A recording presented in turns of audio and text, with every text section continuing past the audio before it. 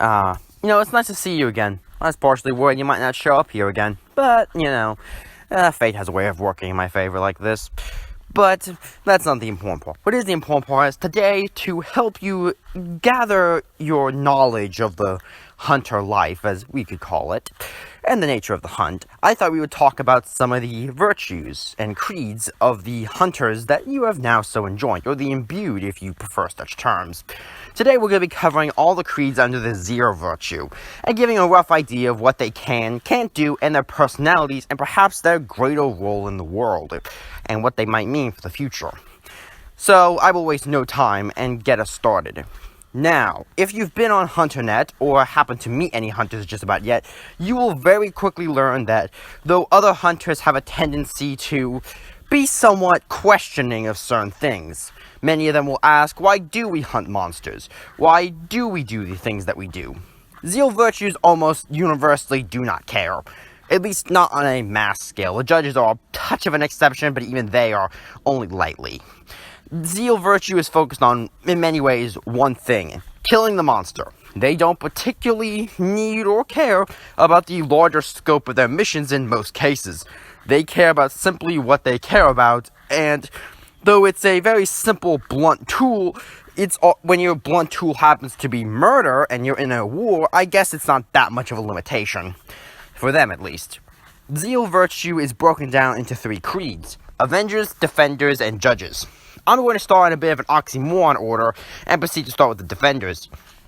The Defenders are probably I'd say the most, I would say sane of the Zeal Creeds, but, no one asked me. They are predominantly defended by, though they desire to kill, destroy, and burn everything monster-related is still present, just like with any hunter, and especially the Zeal Virtue. They, however, are more focused on, as the name would imply, defending things. People, locations, objects, values. Basically, if it's something that is worth defending, or someone would consider worth defending, they might defend it. They are heavily... Of course, they often fall into the category of the best defense is a good offense. So, we'll still shoot you in the face or go out. However, their powers are interesting, as they are predominantly based around, defending. However, they don't come in the form you would think. Some of the powers include being able to mark an area as warded off, that monsters cannot enter, or at least have great difficulty to enter. Sometimes they can force a monster to only fight them, putting themselves in the line for the lives of others, which is basically like the you can't shoot anyone else but me kind of thing. Or, at the most highest level of powers, they can even do so much as unmask the monster that it really is, allowing everyone to see what horrible monster it is. Eventually, defend the community by making sure it knows the threat. They are perhaps the less likely to do something insane. It depends, though, of course. People are people, and even if you put them in arbitrary boxes, it only helps you so much, classifying them.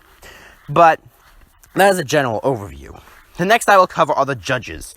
They lie somewhere between the Defenders, previously mentioned, and the Avengers, which I'll mention in a second. However, unlike the Defenders who defend, they prefer to judge, as the name would imply. They are very big on judging the value of something, which probably makes them the most thoughtful in the sense of the Zeal Creeds, as they will actually think about the actions, perhaps long-term consequences. What does it mean in the grand scheme of things to kill one vampire when there's a whole coterie of them? They're effectively capable of a lot of long-term planning, which makes them helpful, but they can also judge the worth of a monster, seeing perhaps what crimes it has committed or not. Their powers include, but are not limited to, the ability to cut a monster off from its food source, or more accurately, if a vampire uses blood, they can cut him off that, meaning no powers directly related that can work. Of course, it's different based on what monster, and of course, but that is an incredibly powerful ability. Oh, you have super speed? Too bad, now you don't. They can also force a monster to stay in place, basically because you're judging them, and the guilt they feel for their crimes, at least subconsciously, are somehow enough to keep them in place. And they can do a lot of other powerful things, and honestly, it should not go unwarranted. They might sound silly, but they have the power to easily do crazy stuff. Oh, and they can also detect any lie spoken, some of the most higher abilities. Basically, they can force a target to always tell the truth, at least to them. And I must mention, if you are a judge by any chance, or you happen to get to this power level, don't even dare try use it on me. I'll make you regret it. But now we should move on to the last of the Zeal Creeds, the Avengers. The Avengers are, well, you know how I said the Zeal Virtues / Creeds could also be broken down into murder thing without question? Yeah, well, that's a bit of an exaggeration, except with the Avengers. That's pretty spot on. If the other Zeal Virtues were using murder as the blunt weapon, they're using violent massacre. They are, quite frankly, the brute force weapon that will destroy just about anything it comes in contact with if it's in its way. Of course, their ability to long-term plan is somewhat limited compared to other creeds. They often just see monster, go to monster, kill monster, rinse and repeat. They can get very easily lost in the mission, and once again, they're not really the types to consider, is it worth killing this monster when we could get more later, or does this monster have a shot at redemption? They don't care at all. They are too focused on, it's monster, let's go kill it. You know all those, stereotypes of, bad hunters in movies? These guys are it.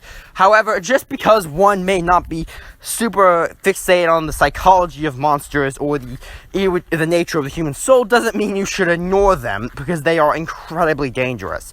I would argue one of the most dangerous creeds in a direct fight.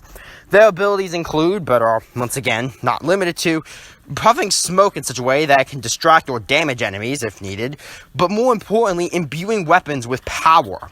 Even at the lowest level, these guys can do that, and that's not something to be questioned. It is an incredibly powerful ability in its own right. With that, you can do all kinds of stuff, well, it might sound simple, but trust me, they can do a lot of damaging-based powers.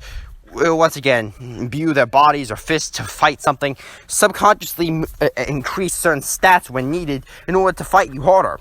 Essentially, they are designed to do one thing and one thing only, murder. And they are very, very good at it. Speaking from personal experience. But now you might wonder, what is the place of these three virtues? After all, they seem a bit, one note. And though I would come to that with the argument of they are actually very deep and complex in their own way, I do have to admit they are very much in the art of simplicity. But they fulfill a role. Their job is to cleanse the earth, to burn the monster, to defend what is valuable, and then judge what is left. Or vice versa, judge which is worth defending and what's worth avenging. This is the nature of the Zeal Virtue. They might be a bit one note. They might even sound a bit, I don't know how you describe it necessarily, into one who is less infirmed to the nature. However, I do feel it's much worth mentioning that they are perhaps one of the most important creeds these are in these nights, as they will lay the groundwork of a new world and burn the old one to ashes. And all we can hope is that there's something left for the rest of us to pick up when it's all over. But, perhaps that's someone else's job. Perhaps maybe someone who feels mercy or a vision to see the future. Either way, I will meet you next night, and we shall discuss other things, maybe some other creeds, or perhaps other types of monsters. Until then, see you then. Yeah? Hey, why don't you hit that sub button? You're gonna become a subscribble. Get to see my content quicker. Wouldn't that be nice? I bet so.